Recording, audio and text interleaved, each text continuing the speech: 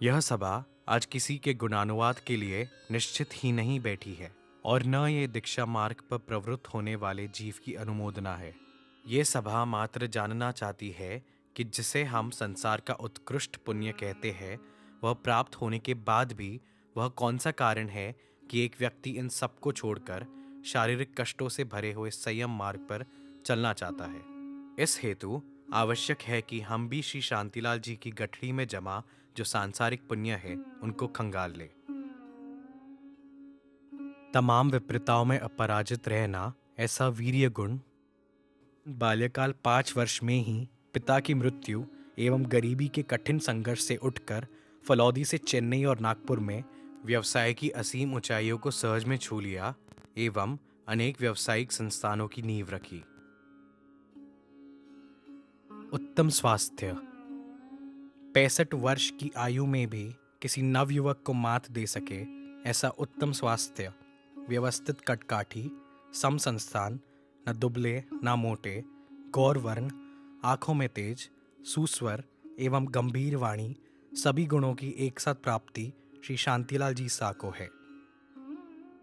सर्वोत्तम परिवार जिस व्यक्ति के पारिवारिक जीवन में धर्मनिष्ठ, सुश्राविका, कंधे से कंधा मिलाकर चलने वाली सीता स्वरूपा, मंजू देवी जैसी धर्मपत्नी हो,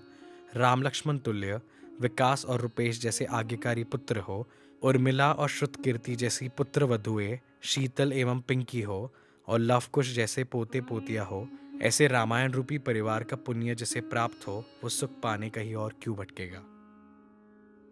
धर्म के निष्ठावान सुश्रावक रूपी गुण, ऐसी संपत्ति, प्रतिष्ठा एवं परिवार पाकर भी जिसे क्षण मात्र भी प्रमाद ना हो, वह पुण्य की उच्चतम अवस्था है। जिस श्रावक ने संसारिक जीवन में श्रावक रूपी सारे कर्तव्य निभाए हो, उनकी जरा बांगी तो देखिए। सन 1954-55 में पालीताना में 99 चौमासा स्वद्रव्य से, सन 1984 में केसरवाड़ी तीर्थ पर दादा कुशल गुरु की प्रतिमा का लाभ, सन 1989 में धर्मनाथ जिन मंदिर में चंद्र प्रभु परमात्मा विराजमान का लाभ, सन 2000 में 16 कल्याणक भूमियों का क्षरिपालित संघ एवं सजोड़े चौथे व्रत का पचखान, सन 2004 में पालीताना तीर्थ पर स्वद्रव्य से चौमासा, सन 2004 में तंजावुर में मूलनायक भगवान विराजमान का लाभ, सन 2005 में मनोहर श्री जी महाराज साहिब के अग्नि संस्कार में चंदन बोली, सन 2006 में गिरिराज पर द्रविड़ वारिखिल डेयरी का जीर्णोद्धार एवं अमर ध्वजा का लाभ, सन 2007 में रामदेवड़ा में धर्मशाला शिलान्यास एवं गौतम स्वामी की ध्वजा, सन 2014 में रुजुवालिका में 2570 साल प्राचीन मंदिर का संपूर्ण जीर्णोद्धार, वही दादा गुरुदेव की मूर्ति भरवाना, अंजन के जिनबिंब भरवाना एवं उपाश्रय के नामकरण का लाभ, सन 2014 में दादा धर्मनाथ के जीर्णोद्धार में सहयोगी, तमिलनाडु खतरगढ़ संघ द्वारा शासन रत्न से सम्मानित, सन 2015 में चेन्नई में धर्मनाथ प्रभु को प्रतिष्ठित कराने का लाभ, सन 2015 में कन्याकुमारी जिन मंदिर का निर्माण, सन 2016 में समेत शिखरजी तीर्थ पर मुख्य मंदिर का जीर्णोद्धार, सन 2020 में बरोठा में संपूर्ण जिन मंदिर निर्माण। इन सबके अतिरिक्त अनगिनत कार्य जैसे धर्मशालाओं, कैंसर इंस्टीट्यूट, धार्मिक पाठशाला, उपाश्रय, अनेक जिन मंदिरों के निर्माण आदि सभी कार्य 11 महीनों में पूर्ण करवाते थे। सभी श्रावक क्रियाएं 28, 99,